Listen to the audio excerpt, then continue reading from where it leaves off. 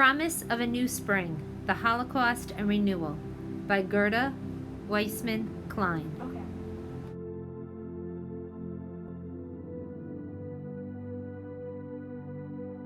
A long time ago, but still within memory of many people, there was a great tragedy, the Holocaust. Holocaust means destruction and loss of life by fire. An evil man, Hitler, and his followers, the Nazis, rose to power. They chose the swastika, a twisted cross, as their sign, and they conquered country after country. The Nazis wanted to make the free people of the world their slaves. Good people everywhere fought against the Nazis. 6 long years they fought. At times it seemed the Nazis might even win. At last, the war was over. The Nazis were defeated. The countries of Europe were set free, free from terror and free from slavery. But the Nazis left their evil mark behind. Cities had been destroyed, people had lost loved ones. Those who suffered most were the Jewish people. The Nazi took jobs away from the Jews and kept Jewish children from going to school. The Nazis forced the Jews to wear yellow badges. The Nazis decided to kill every Jew, the young and the old together, and to destroy every memory of the Jewish people too. They burned Jewish books. Books are a way of remembering, but the Nazis wanted the world to forget the Jews. They forced the Jews to live behind walls, apart from their old friends and neighbors, and closed the gates so that the Jews could not go in or out. Many Jews were killed in the cities and in the countryside, but the Nazis sent most Jews to special places called concentration camps. Behind the barbed wire fences of the concentration camps, the Nazis murdered the Jews. The Nazi murder of the Jews is called the Holocaust. The Holocaust was as terrible for human beings as a forest fire is for nature. Imagine the world as a forest with trees and flowers, a forest filled with many creatures, much as our own world is. The seasons are the order of life. In spring, life is born. Trees grow, new leaves, birds hatch from eggs and nests. Bear cubs look out at the world with their startled eyes. Violets bloom by the rushing brook, adding their perfume to the new spring. Then comes summer. Leaves grow darker on the branches, the trees are dense and green, young birds have learned to fly. The young deer, their legs no longer wobbly, run through the forest to find water at the brook.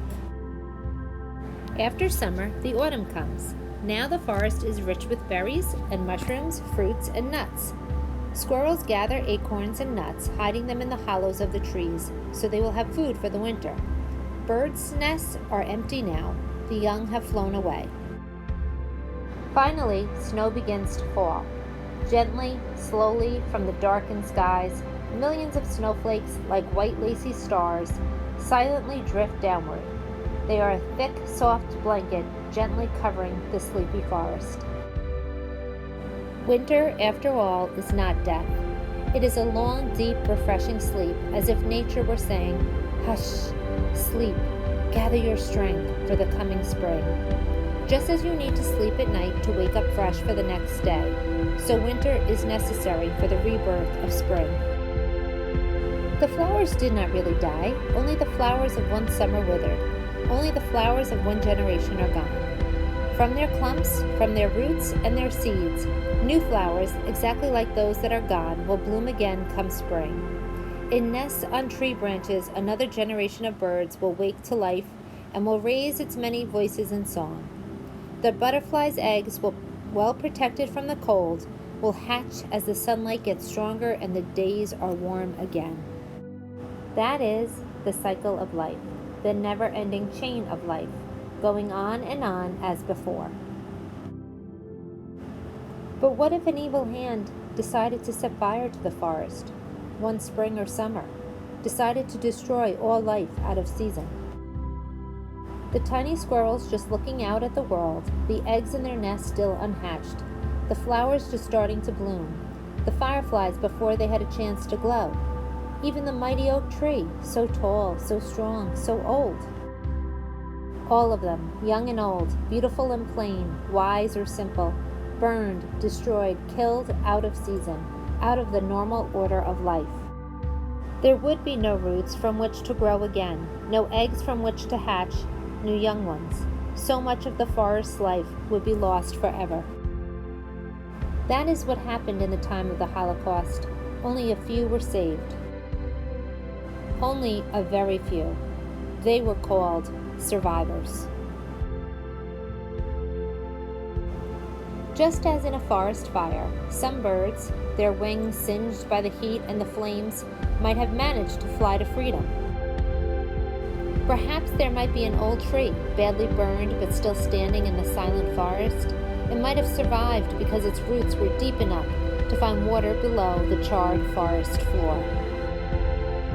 It may be able to live again, to sprout new leaves on at least one of its branches.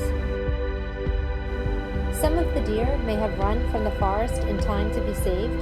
Perhaps a few bunnies survived in a hollow below the earth, the last few left from a large family. So are the few human survivors of the Holocaust. They have an important task now, to build a new life. To remember what the world was like before so much was destroyed by evil. To repeat their memories, to tell their story to children and to grandchildren, to all who will listen. Listen well to the tale of what they have seen, what they have gone through. For you are the new spring in the forest of the world.